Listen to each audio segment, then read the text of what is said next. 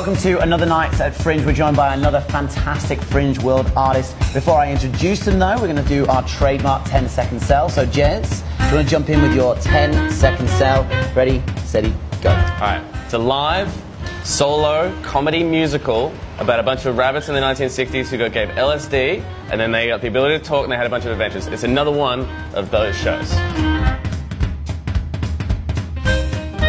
Bun Runner 2020. Yeah. Where did that come from? What is the deal? What's it alluding to? So, alright, listen, I can't tell you that I know exactly why it's called what it's called. The poster is sort of a takeoff of Blade Runner 2020, but it's about a bunch of rabbits.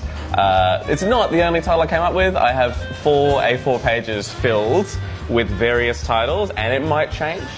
Right. So subsequent festivals. Got you. Currently it's called Bun Runner 2020, despite the fact it's set in the 1960s. It's very confusing. I know, I like it. I like the idea. Let's talk storyline a little bit. So the US government in the 1960s had a bunch of experiments called the MK Ultra program. Okay. And they used LSD to investigate mind control and all those kinds of things, right? One of the lesser known things that they did is they gave a bunch of rabbits LSD, and then the rabbits got hyper-intelligence and the ability to talk.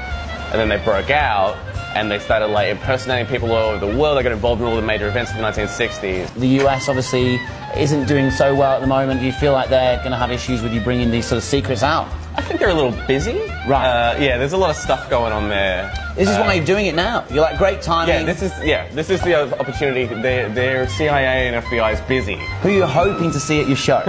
Well, so I did a preview a couple of days ago, and almost everyone who came were big fans of rabbits in particular.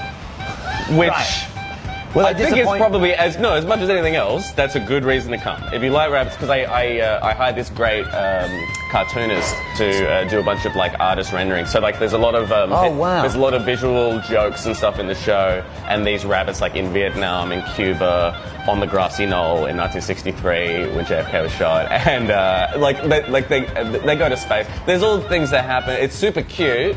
And then also I'm doing songs and stuff that I made. And do you vibe off their vibe at a show? Absolutely. So the preview, for example, you could vibe that they were sort of into.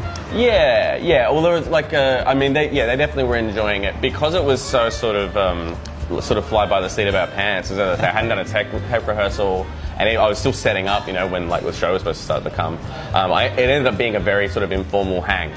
And then right at the end of it, I was like, and what else would you like to see happen? And then they gave me some suggestions of, maybe then the storyline could go here or there, and I'm going to incorporate some of those things. So I actually might end up the rest of the Perth run maybe like really like soliciting feedback specifically that will change the show in the future. I love the idea that the Perth audience, I suppose, has then sort of helped you create this masterpiece, as it were. Well, I'm going to go with masterpiece. Yeah, all right. It sounds great fun.